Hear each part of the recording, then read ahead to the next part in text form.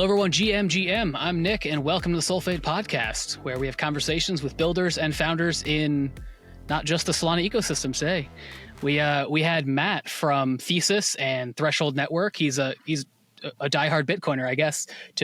I say with the friendliest of terms, but we had a great conversation about Bitcoin of all things on this podcast, and how Threshold tBTC is kind of like doing and how that works. And it was a great conversation. I learned so much about Bitcoin.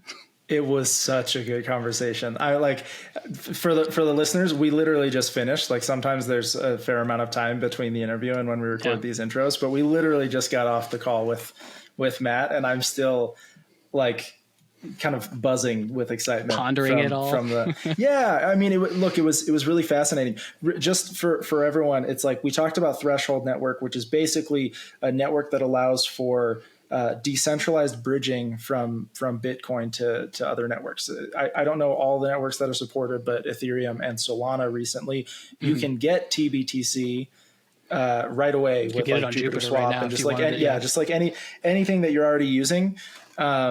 So definitely, I think I mentioned this at the end of the episode. I'm going to be looking into Threshold and probably picking up some tBTC. So do your own research. Not sponsored or anything, to be clear. Advice. James is just like, I might actually do this. I'm just super stoked, right? It's like I'm absolutely a Solana maxi. I think that's where we're going to. That's the network where I see most utility and sort of most future for like various product market fits. But in the same way that it's smart to invest in various asset classes, I definitely see a future where Bitcoin is still a digital store of value.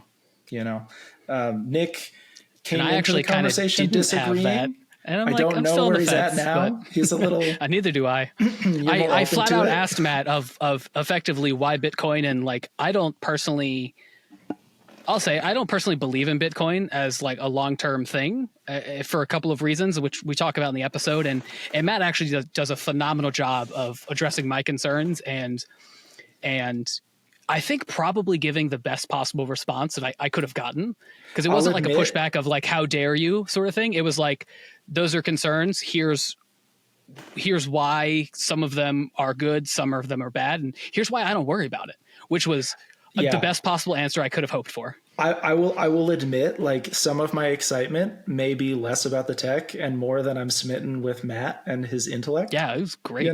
Like, is he your new favorite person in the Bitcoin community? Is that what you're going to say? He might just be my new favorite person, man. Like, this is, I don't know. Vote of confidence. It really was cool. He is a wealth of knowledge. I think he said he wrote his first line of Bitcoin code in 2013. Right. Yeah, so it's like he'd been using Bitcoin since before that, but he's been sort of developing products in the crypto ecosystem since, before some of our listeners were born. That's actually not true. Probably not true, hopefully. But maybe. I don't know. We'll find out. That was just a comment on like the age of the average crypto user. Anyway, super great convo. Definitely worth listening in. If we can, we're going to have him back because there's so much I want to talk to him about. He was a wealth of knowledge. But right, we've beat around the bush enough. Let's get to the episode. Let's do it. Let's get after it. Nothing in this podcast is or should be considered financial advice. Any opinions and thoughts expressed are solely those of the individual. They do not represent the opinions of any entity. Enjoy. I like team sizes that you're used to, James. So like I like small teams. I think that most interesting work gets done on small teams.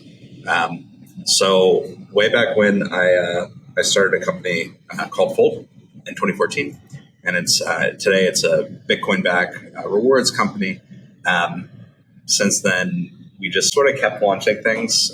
So we launched the Keep network, tBTC, DEX called Saddle, and a wallet project called Tahoe. And I think if I know anything about myself, it's that I like small teams and new ideas. And, when you're running something for too long, I feel like you get not tired, but just sort of rigid in your views. And so I think the biggest thing for me in our space was when I found Bitcoin, and then I realized that Bitcoin couldn't do everything. And once I had that realization, the first time I told myself I wouldn't ever get stuck on another chain where I was just confident that this tech is the tech, And yeah, so that's a bit about me. I guess the way that I found Bitcoin was because I needed it, which I think is pretty different from a lot of people lately. I was deplatformed by PayPal at the time, when the thing that became Fold was just sort of a side project and how I was paying rent.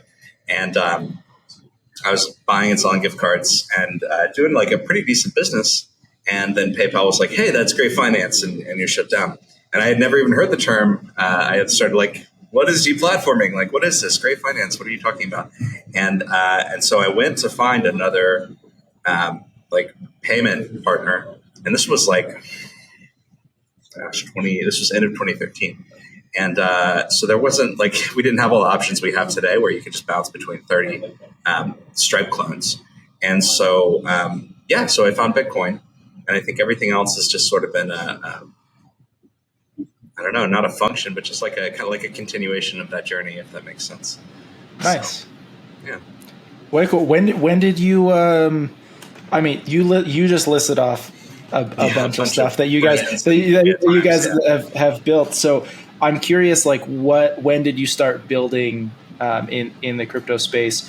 And I kind of want to dig into that realization that you glossed over, but mentioned very briefly of kind of realizing that like, oh, maybe this isn't everything and I don't want to get stuck and be overly dogmatic.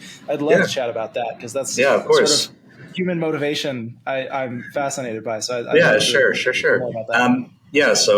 I would say my first line of crypto code that I wrote was, I want to say like November or December 2013 was when I first started really digging into it.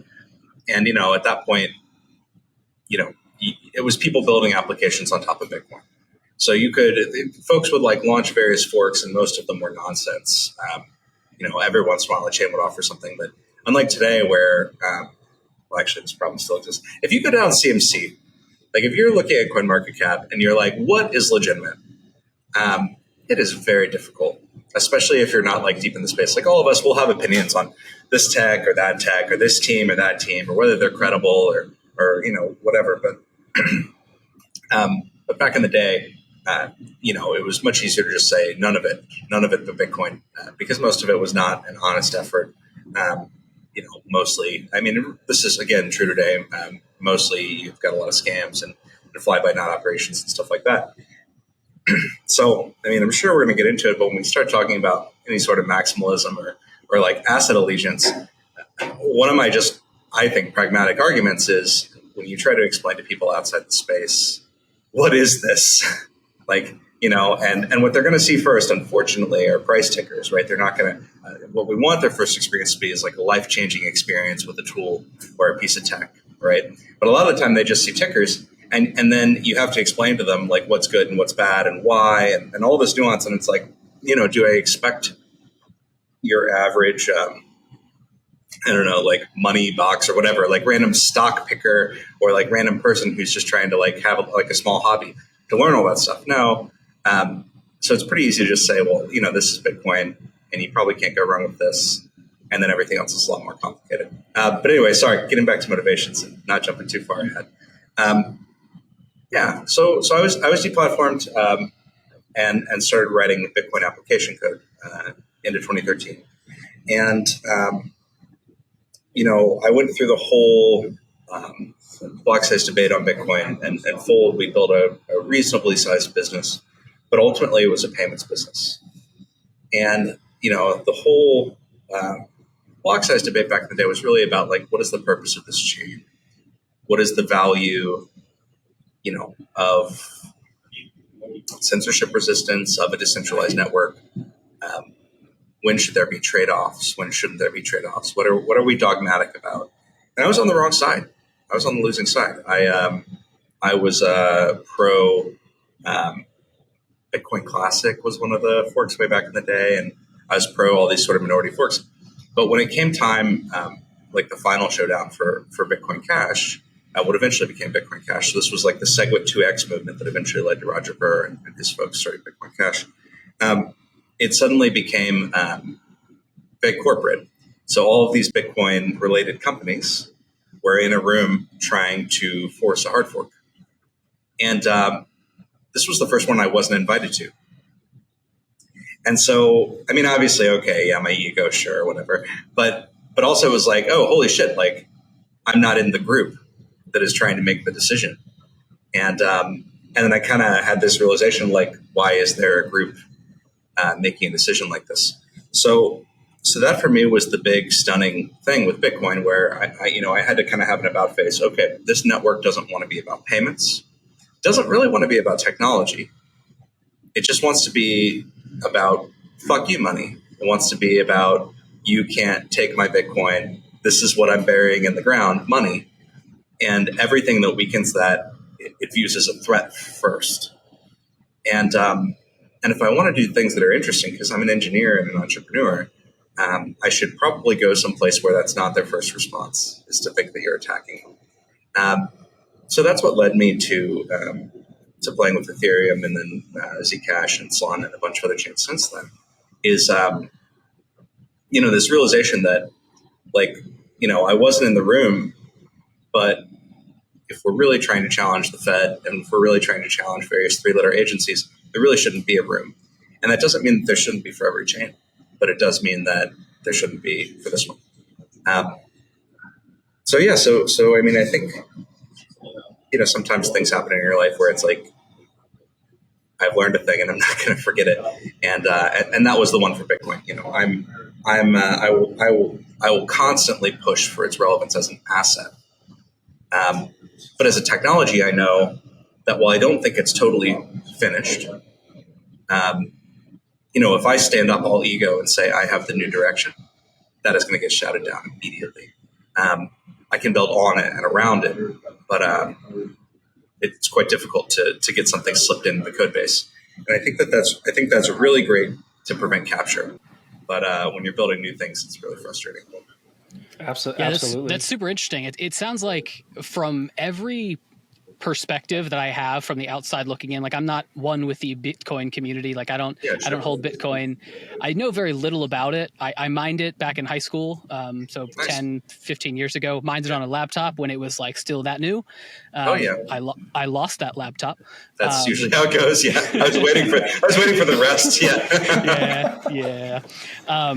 But like from the outside looking in, it sounds like you have very stark differences in direction and opinions on like what the Bitcoin network should do or Bitcoin, the asset, should be able to accomplish. Like for the most part, at least anecdotally, a lot of the opinions and statements I hear from diehard Bitcoiners is that we don't want to change anything. It is gold. It is, this and that, and we don't want to change.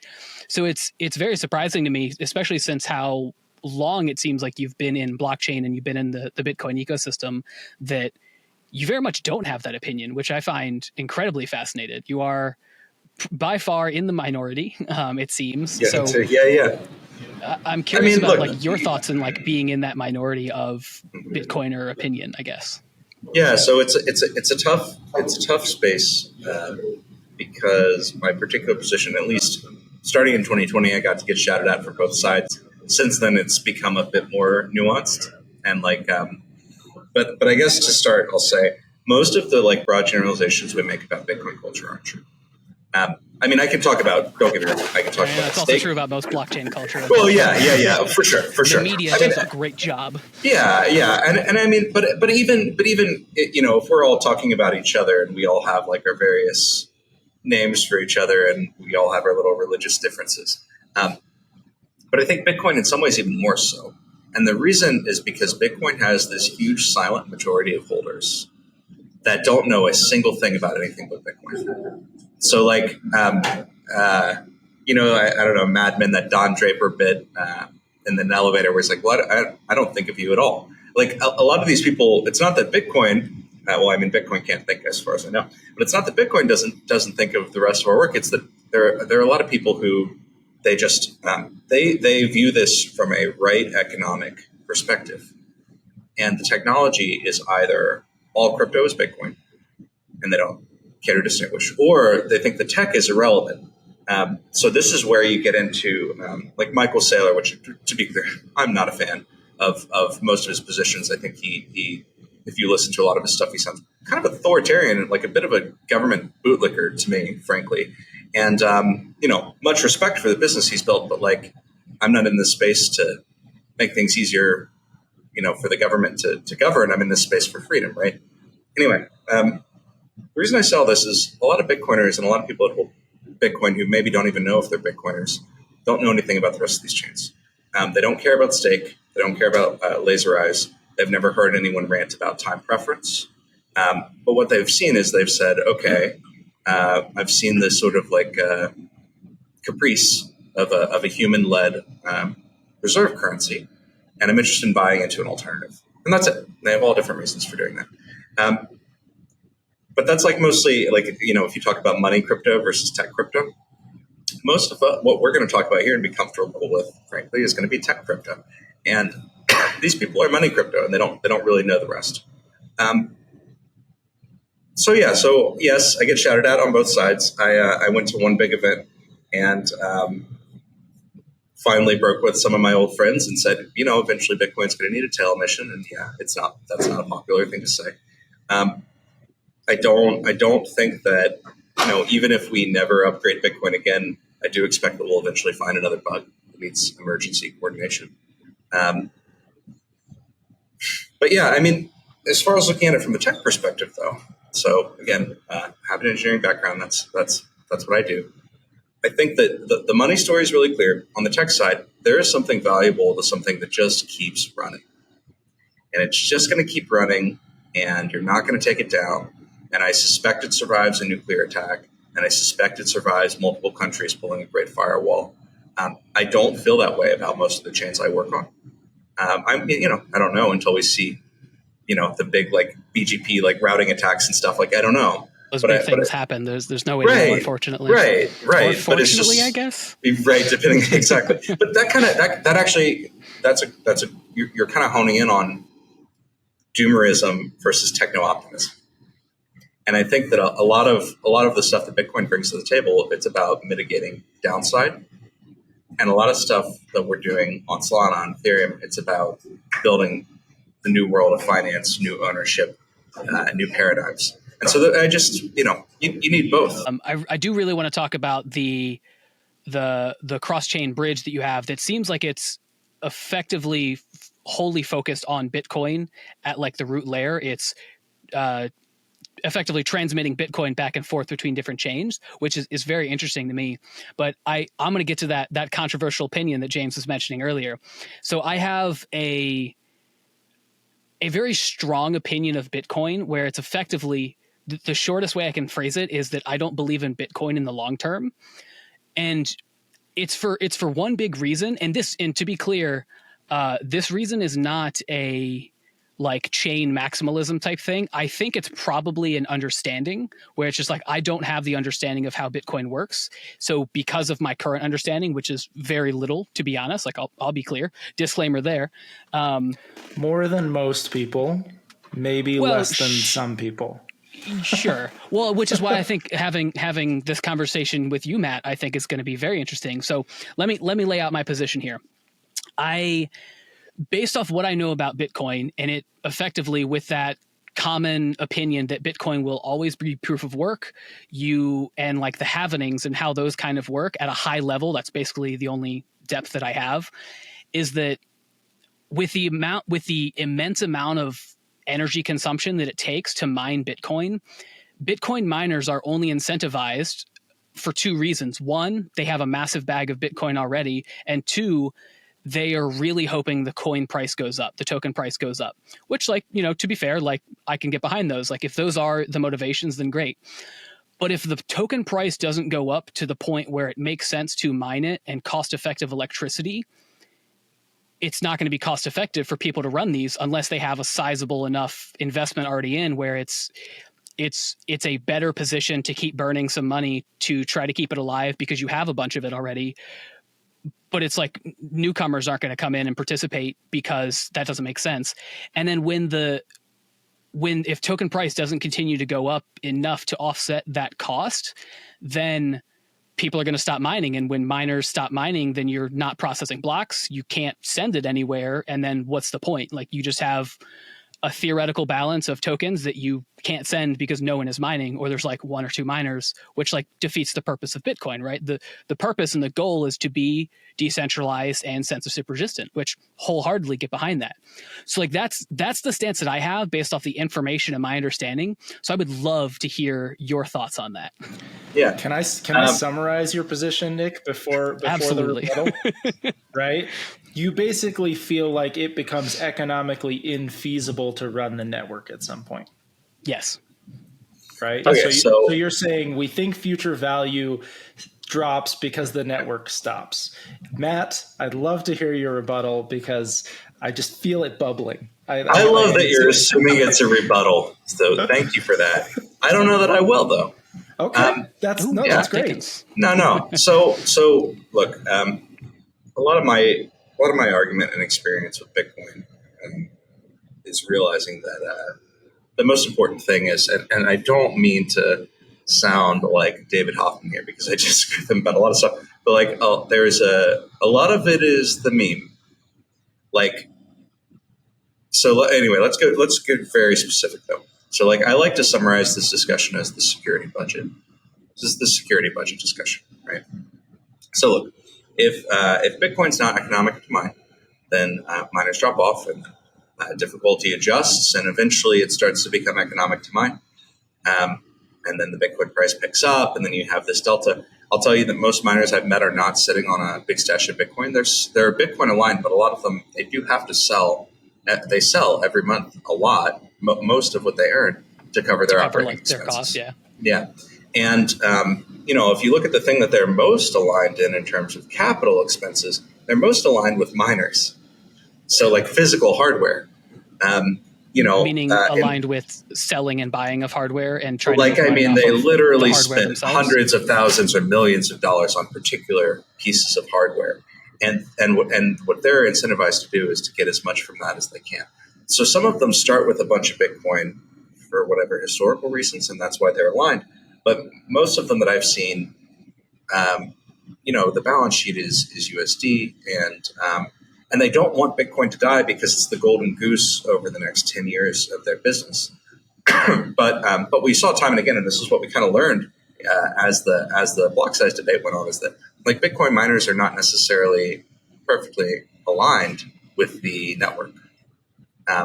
They're aligned with a very particular piece of the network. So let's play your thought out. So for the most part, we've seen that when price action doesn't work out the way we want, this is why we have difficulty adjustment, and miners come and miners go, and that's okay. Can you talk about that and like what that means? Because I don't know. Sure. So here's like a quick overview. So basically, the idea is that if you have a particular hash power at a particular moment, and the price doubles, what you're going to expect is that anyone with extra hardware is going to turn their hardware on because it went from non-economic to economic suddenly for this like group, and maybe it's marginal or maybe it's large, to turn on their hardware. So then you're going to see difficulty spike, and there's a 2-week, it's called a difficulty retargeting period, where difficulty will change, and then suddenly you have to submit more hash power. That's submit some term. You have to have more hash power basically to make the same as you would have an epoch before, and so there's just it's a beautiful mechanism, and honestly, we use it throughout smart contract languages and DEXs and all sorts of designs elsewhere. This kind of like one-sided market adjustment of like, okay, well, there's less people here, so let's make it easier. So there can be more, and there's more. Let's make it easier. And the difference between Bitcoin and proof of work and a lot of the stuff that we do in various DEX designs and whatnot is Sybil resistant, right? Because we're talking about something you can verify on chain. We're talking about something that's almost a physical property of the universe, or like a function of it, which is just like, do you have the hardware and do you have the power and how much? And that's it. So what I love about that is that is objective in a way that no proof of stake system can be. You can stop all electricity, in the world and stop Bitcoin mining, and it can be restarted in an objective way. Versus proof of stake, there's all sorts of various subjectivity attacks and issues. So there's something really beautiful about proof of work. Now, let's go a little further with Bitcoin in particular.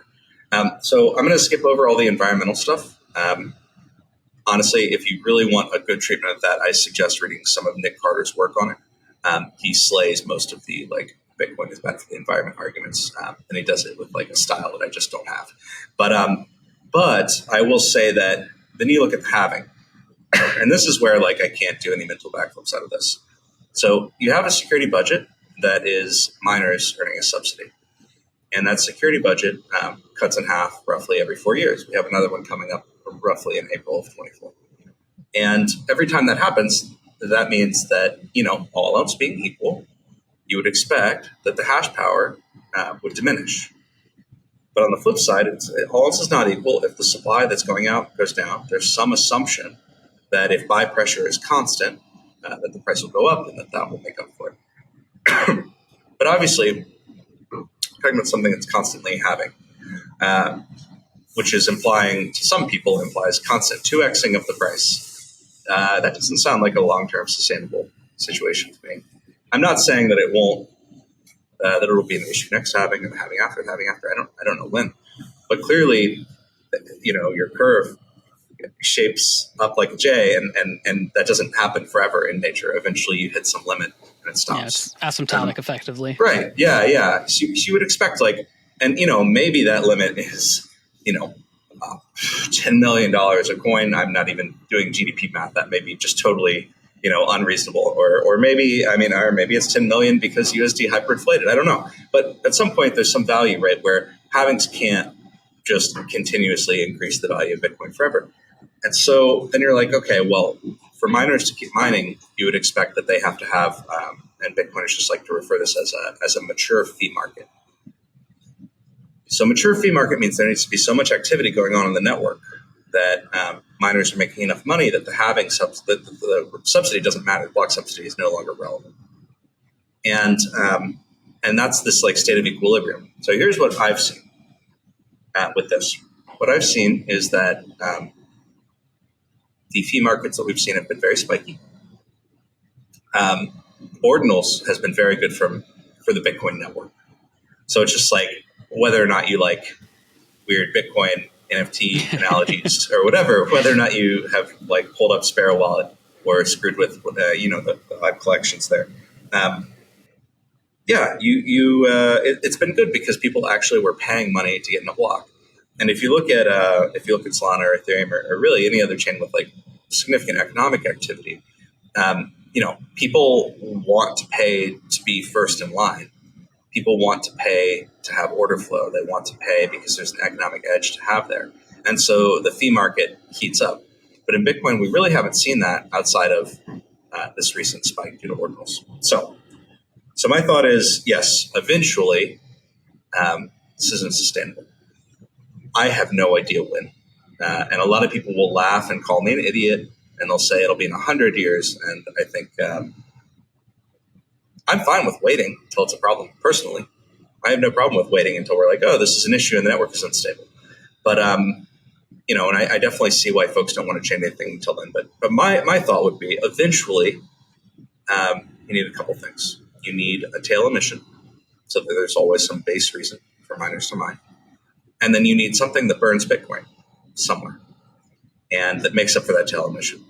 Otherwise, that 21 million coin, idea, it becomes like a meme, not in like the big religious sense, but in the pathetic internet sense. And,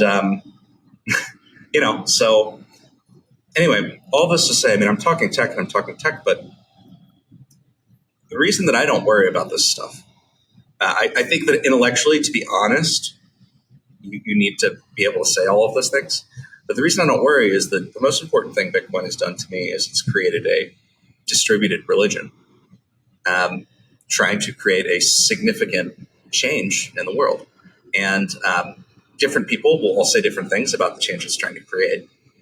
But I think that if all of crypto were to be rational and we were all to come together and cooperate, what would those changes be? They would be more individual liberty.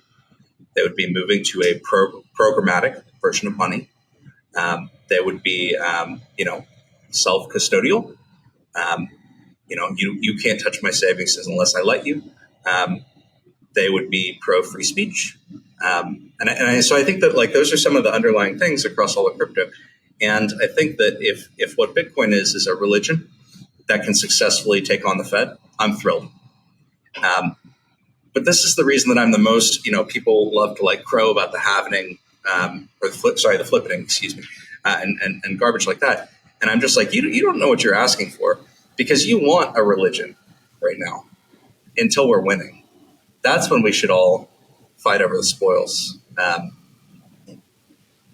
So that's how I kind of look at it. I love it. That was super interesting. Both because you talked about a lot of things that I'm not super familiar with, and same, yeah. Also, I think summarizing it with like, you want a religion, and we shouldn't be fighting over the spoils until we have them. Yeah. Right. Totally agree with that. Also, I just want to point out, like, I was kind of passively optimistic about Bitcoin to this point, right? Like, I don't put a lot of energy into Bitcoin, understanding no pun intended. How it works. No pun intended. But just hearing you talk about it made me think, oh wow, there's a lot of depth here that I should explore, right? Same. And hopefully some listeners feel the same, right? Because I can tell just from the way that you're talking about it, you are an expert. You are not just like you are not just spouting what other people have spouted. Like, you are talking from firsthand experience and understanding of what's happening. I still get rusty though. I'm in a misery. I still get rusty on the details. I mean, I appreciate your modesty. I'm sure, like, we all do. But I don't know that I've ever had a personal conversation with someone who's been able to speak at the level of depth that you even just did. And I'm sure you could go so much deeper. More. Like you could be a lot more. We could get a lot more technical. And so what that has done for me is sort of expose my lack of knowledge. And I knew there was plenty of lack of knowledge, but it's like, you've exposed it in a way that got me interested, not in a way that turned me off from it. So and I love that you brought up a couple of like recommendations for things we should read and people we should look into. We should make note of that, Nick, in the show notes, because I think that would be really great for listeners. I would love to. I want to summarize a couple of things here. I'm not going to summarize everything you said because I didn't understand a fair amount of it because, but Nick brought up some points. You wonderfully rebutted some of them. You agreed with others, but you also summarized why the points you agreed with don't have you worried. And so that's kind of what I want to summarize is you sort of alluded to the fact that you're not too worried about the network stopping the way that Nick was, because there are already sort of mechanisms baked in to change the mining incentives based on the amount of mining happening. That's essentially what I heard. Like, I'm trying to put this in as layman's terms as possible. No, look, to put a point on it, if the bad thing happens, it won't be sudden. Yeah. And we'll have a lot of time.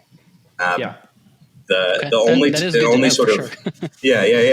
only sort of like suddenness that you would expect from Bitcoin difficulty is if there were like widespread nuclear war or maybe earthquakes and natural disasters in multiple countries where suddenly difficulty took a longer time to adjust. But yeah, for the most part, the classic 2012 prophecy, and it'll be slow. Yes, exactly.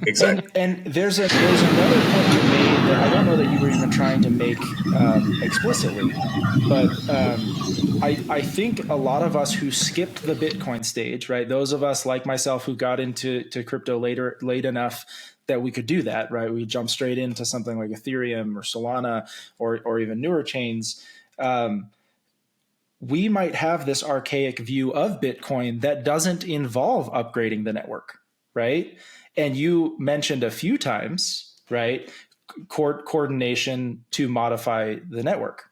And so it's like, while I think I kind of knew that was a possibility in the back of my mind, also I think a lot of people don't even hold that as a possibility. They think of Bitcoin as a static, unchangeable thing. And I think especially a lot of people who their familiarity with crypto is maybe only Solana. Solana has gotten attacked so many times for making changes to the network, even though it's in a decentralized manner and it's sort of positive technological change. Look, this is why I think they view the rest of the crypto world as they're not doing anything, and they just want things to be the same forever. And I want to really point out that yes, we can make changes and we can solve the problem as it's coming, and that's sort of what you're alluding to.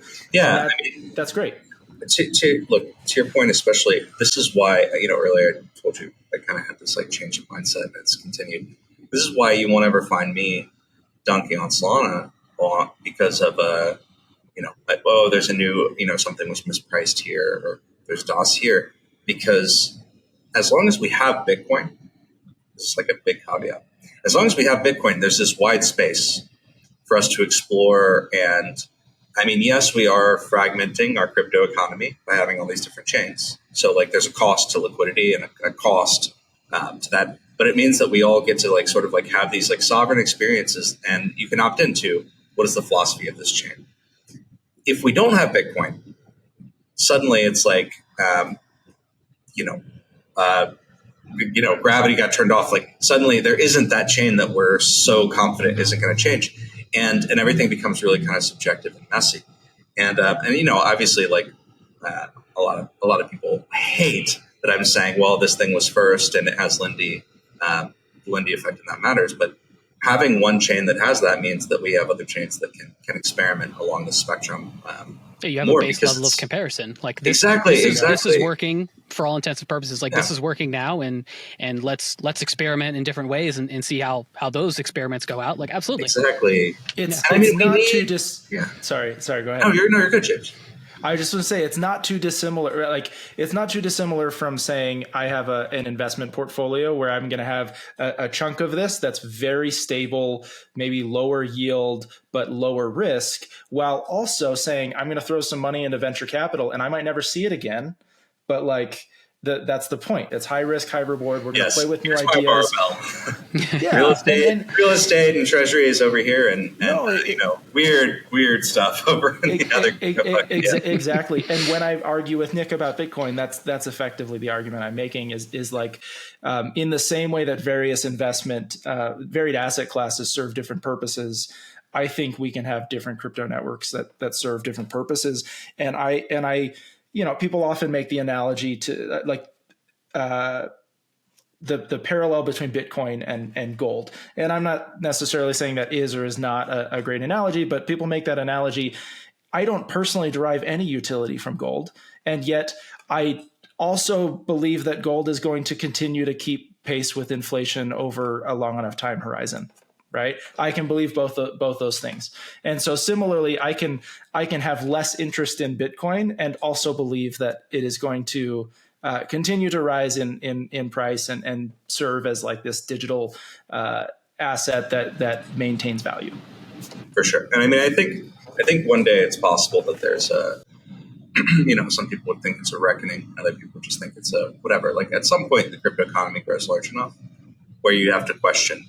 And this is the part, again, where I become heterodox and a bunch of friends yell at me. It's at some size you would expect, right, that, gold isn't the thing. Gold is a thing, but it's not the thing. It's definitely not the number one thing. But, now this is where it starts to get personal for me, though. I just like Bitcoin a lot. And I think a lot of the time, the first asset you really get to play with, separate from the tech. There's a special place in your heart, and I can respect that. Right, it does. Yeah. and it's and that's both kind of silly and also I don't know, why do we make all sorts of, it's great. Why do we make all sorts of choices? People always have a personal preference for whatever their first experience in a particular thing is. Yeah. Yeah. And so I think for me, it's my favorite outcome would be that Bitcoin can stay the currency of the space, because we make it useful and we keep we keep it up to date. But I think that if you look at that, it kind of goes two ways, right? So if you're a DeFi person or an NFT person or whatever the next thing we talk about is, I think there's I want access to Bitcoin. I want access to all that capital. I want more collateral in my system. I want more users. I want more attention. And there's a version of that view that's Bitcoin needs to be helped along. And maybe this is a crutches for Bitcoin or a life raft and the most intense version for Bitcoin. And I don't know which of those is going to turn out to be the truth, but I do know that let's take that as the perfect segue to talk about Threshold Network, like Threshold and tBTC. That's a perfect segue. I'll assume you didn't set that up perfectly, but let's go with it. Let's talk about Threshold. For the listeners who aren't watching the video, we got a perfect subtle wink from Matt over here. There's that. But yeah, let's talk more about that. Like Threshold and tBTC. What is Threshold Network and what is tBTC? Because that's exactly that part of that conversation. Yeah. So Threshold. So historically, Threshold is the merger of two other crypto networks that started on Ethereum, and that was Keep and NuCypher. But what it really is a threshold cryptography network that gives the underlying chains superpowers. It does things like it allows you to custody private information off chain, but still write smart contracts about that private information. It lets you, if you're a DApp dev, hit me up. It lets you do all sorts of fun things. But what's most interesting for this conversation is it lets you custody ECDSA keys, which are the keys that we use for Bitcoin, off-chain. And it turns out that because Bitcoin is old and because it did not get any upgrades related to interoperability, that lets you build bridges. And not just custodial bridges, or rather, not just single-party custodial bridges, but like large groups of custodians. So the best equivalent, like sort of analogy for what is Threshold, what is tBTC, is just to look at WBTC. WBTC is a product by BitGo. There's a trust company in the United States that holds a bunch of Bitcoin, and then they give out this receipt. That's an ERC20 on Ethereum, and they're slowly trying to get it onto other chains. And what tBTC does is something very similar, but instead of a trust company, you have currently around 300 nodes that are all randomly chosen from to custody Bitcoin for people. And then we use, and I won't get too nerdy here, but we use SPV proofs. So we make use of the fact that Bitcoin is proof of work to actually prove what's going on the chains where people are making deposits. And so what you do is you say, okay, give me a wallet from one of these like joint custodial setups, and I'm going to put in my Bitcoin there, and I'm going to prove to you that I did that. And then you give me the token, which is tBTC. And then if you want to go back and redeem, the same thing happens in reverse. You say, okay, here's my token. I want to get my Bitcoin. On chain, we confirm, okay, the token's actually burned, et cetera. And then all of these stakers in the Threshold network come together to basically, they don't put the key back together. They use Threshold ECDSA to then sign a transaction that sends you back the Bitcoin. So it's really an effort to decentralize WBTC the best way we can. Bitcoin doesn't make it easy on us, though. Yeah. So I'm actually curious. So I'm more curious about to dive in a little bit on the technical side, because like we are devs, we don't shy away from the technical on this podcast. Sure. A lot of the times when these types of, I'll simplify them to cross-chain bridges. Yeah. When these types of cross-chain bridges are built on different blockchains, they'll typically have a smart contract or program that's deployed. Yeah. That program is what's controlling those tokens. Sure. But on Bitcoin, you can't you can't do smart contracts, you can't do programs on chain. So how does that portion work? So we shouldn't go into it too deep, but I just want to call out, you can. This is a common misconception. Okay, then. There is a script. So there's a programming language on Bitcoin, which we all just call script. I wish someone had given it a good name that we could brand, because script is a very hard thing to Google for. It's a stack-based language. It's not super smart, but arguably smart contracts is a shitty name anyway, right? Agreed. So I had to tweet this morning about this. Yeah, right. So Bitcoin does have a scripting language. It's stack-based. It's very simple. It can't do a lot. People will do they'll torture it and do all sorts of weird things. And we've done that a little bit with tBTC. That's why I bring it up. So if you want to look into, for people who are familiar with this stuff, BitVM is a recent effort, and it actually takes a recent upgrade to Bitcoin. And I know this is a shock too. Bitcoin was upgraded recently to add something called Taproot, and it goes and it takes this existing Bitcoin script and it takes this upgrade that includes Taproot, which allows you to basically have not just have smart contracts, but instead of putting them on chain, you just commit to their existence and you don't expose what the code is, which is something that, as far as I know, I have not seen someone do in Solana or Ethereum. So that's different. And it lets you do this stuff. But what doesn't it let you do? So it lets you do things like really, really, really fancy multisigs. And a lot of Bitcoin tech people would be like, oh, that's all the smart contracts are. I think we all know that's not true. When you can execute code between a large group of people that does more than unlock funds, that's what DeFi is, right? That's what's interesting about it. But yeah, so first, Bitcoin has smart contracts. They're not that smart. We do use them in tBTC. Second, how do we do this? So what we basically do is when someone comes to deposit their Bitcoin, we create, so this is something else that's funny. Bitcoin uses a different model than all the other chains we've talked about so far. But I'm not going to go into it because it's too much. When you deposit Bitcoin, so normally, like when you move money in our ecosystems, you're expecting that like you move it from one account to another, and maybe you push it to a smart contract, or maybe the smart contract pulls, depending on approvals and how your token models work.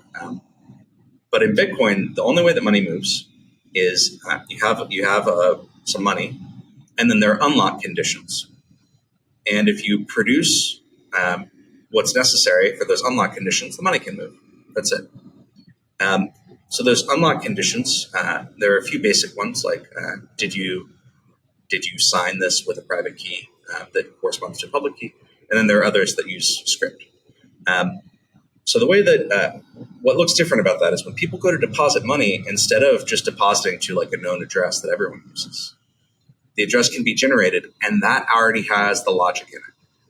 So how tBTC works is you go to deposit, we generate an address that says you are depositing into tBTC. Here's the place where you want this money to go.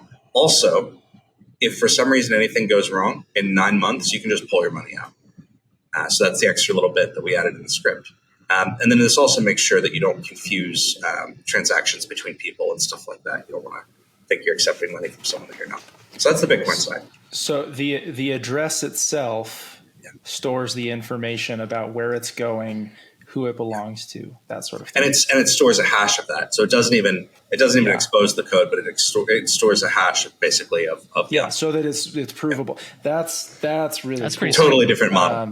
Yeah. I mean, there's obviously another layer I'd love to dig into at another point in terms of like how it's doing that, like what is the encryption there, that kind of thing. But I'll save that for another. We always figure it out. But I mean, but the next step to answer your question about how tBTC works and actually makes assets movable is at that point, that script is still giving custody to another party. You have to give up custody to bridge Bitcoin. People are trying to get to two-way bridges, but I have not seen a single thing that will let you get what they call two-way peg without a software Bitcoin. But this gets you pretty close. So, okay, now you can move over to custodian. So ours are 51 of 100, and over the next year, we'll work on making that 501 of 1,000. And what tBTC relies on is that those people were chosen randomly, and that there's an honest majority powering this bridge. So that is a really big cryptographic assumption. You've said we don't have economic assurance. We assume that half of stakers are honest. Now, actually, I've got some really good reasons to believe that. But the very short version is if you want to convince yourself, you look at the hypergeometric distribution, which is like sort of a little bit of probability you need. And then you look at the number of doxed addresses involved. Then you're like, oh, shit, okay, yeah, actually, this makes a lot of sense to a pretty big scale.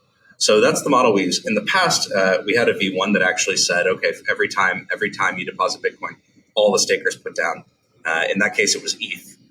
But then it becomes incredibly capital inefficient, right? So now it's like for every Bitcoin that goes in, you need 1.5 non-Bitcoin that's native to the chain. So like there's a serious like limit on the amount that you can bridge. And then in our particular case, we were competing with ETH2. So this was right when ETH2 launched, and everyone was launching, everyone was like staking. And so, today, if we were to do that again, we would use, Lido or one of these other assets. But yeah, so here we are. So that's how tBTC works. Obviously, there's more to it, but it's open source, and I'd welcome people. It's surprisingly easy code to read. But then the next part for us is, how do we get, and we're still working on this, how do we get a canonical, perfect experience on Solana? How do we get it on everywhere? Because I want Bitcoin to be ubiquitous. And so that's the part where we are working initially with Wormhole. And what we've done is we ship native contracts to chains we support. And then we have native governance. So we have a council that's specific to the chain, that's familiar with the chain.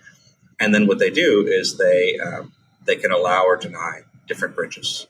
So instead of like wrapped on your chain, the hope, and we're still working on this in the UX, the hope is that you'll be able to deposit Bitcoin and you'll immediately get it on Solana you don't need to know anything about any chain in the middle. And so that's what we're building right now. And until then, it's a little bit more difficult to use than I'd like. Okay.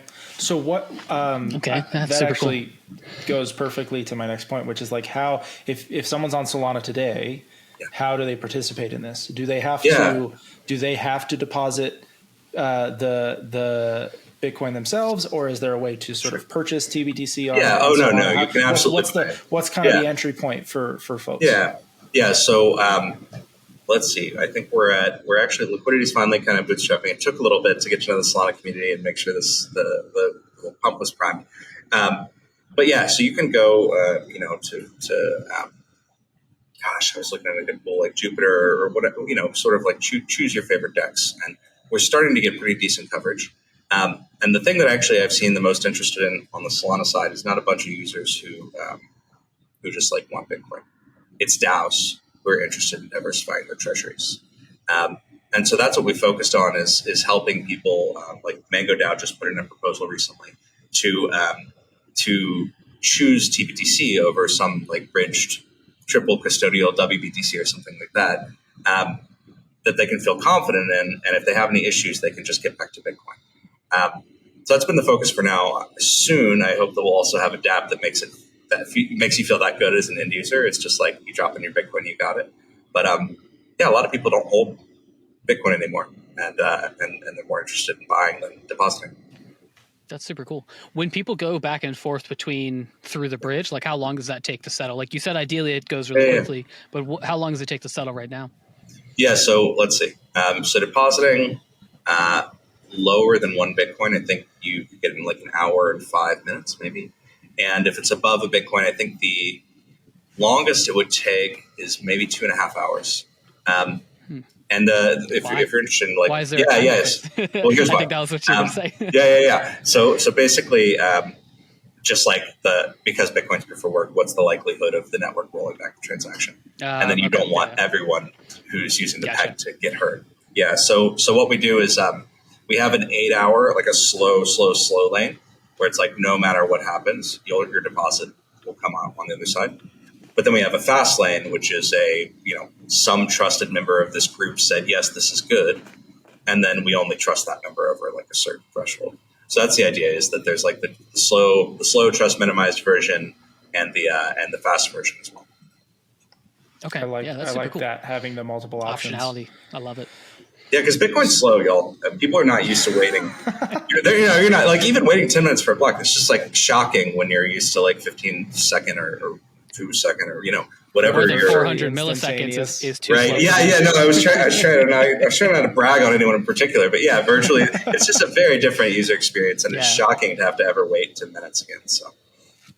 That's like waiting for a wire transfer, you gotta wait 48 hours. Yeah, it's like waiting for a wire. That's not good. Better than that. Yeah, I was going to say, compared to traditional finance, like that's totally fine. Also, if it does, and again, like I don't actually know where the chips will end up falling, but if it does sort of end up that Bitcoin is still useful 20 years from now as sort of the digital gold equivalent or sort of high value assets, it's like, you would expect that to take a little bit more time. You're not transferring big chunks of your assets instantaneously for no reason. Well, I sure hope so, because otherwise all that stuff I buried under my house is going to be for nothing, So. Nice. Classic. Well, this is really awesome. It's super awesome that we can just jump on Jupiter Swap, for example, and get tBTC. I just pulled that up as you were talking because I was like, let's check it out. Sure enough, there is liquidity in there. I can buy tBTC today, and if I'm being honest, I will. You're going to do it, aren't you? Oh, absolutely, 100%. Not sponsored. No money changed hands. Not financial Orange advice. pills. I'm excited about this. Usual disclaimers. Yeah, lasers coming out of your eyes. You're thinking James has these lasers. The laser look, thing. the reality is, I think Solana is. Because of its speed and performance, I think it makes sense to be the chain where I do most of my trading, but not all of the assets I want are there. And sometimes they are, but to your point, they're like wrapped inside of wrapped. And I don't actually know what I can and cannot trust. So what I'm going to do is go, look into Threshold and sort of read some of that code there. And very likely, like very high percentage, pick up some tBTC. Look, do your own research. Just to be clear, do your own research. We want the scrutiny because if we can't handle it, then we shouldn't. Like our product's not the right product for us. Yeah. So that's perfect. I love it. Well, I love the goal of Threshold here. Like I think that's awesome. I would love to talk to you sometime about what it would take to expand that even further beyond just Bitcoin. How do we do decentralized, assets, maybe that aren't even crypto assets, right? Like how do we have some kind of decentralized custodial escrow system for bringing stocks and bonds on chain, right? Like totally. I really think that all trading should be happening on Solana. I mean, I'll say in crypto generally, but on Solana because I'm a Solana over here. I'm down. And so it's like, how do we facilitate that? How do we make that happen? And I'm fascinated at figuring that out. So it sounds like you've done a lot of work in that space. So I'd love to continue the conversation at another time. That sounds good. Thanks both of you for having me. This was awesome. Is there any? We love to wrap by asking if there's something else you want to shill to the people, like if there's whatever you want to get out there, make sure you say before we wrap. What a question! Yeah, look, y'all. If you're interested in getting into some new assets on Solana, we'd love for you to check out tBTC. But if you're just interested in like checking it out and understanding why, hit me up on Twitter. It's Matt Luongo, or I believe it's chat.threshold.network. Hit us up on Discord. We're happy to take you through. Because just don't take our word for it. Do some research and be careful out there. It's a bear market. This is awesome. I love it. Well, Matt, we'd love to have you on another time. I feel like I got through 10% of what I wanted to chat about. So we're gonna have to do this again. I took it over. I got my question answered. That's all you wanted to know, Nick, is why Bitcoin. Not all, but awesome. A hefty portion. Well, to the listeners, thank you all for being here. We'll see you next time. Bye-bye. See you.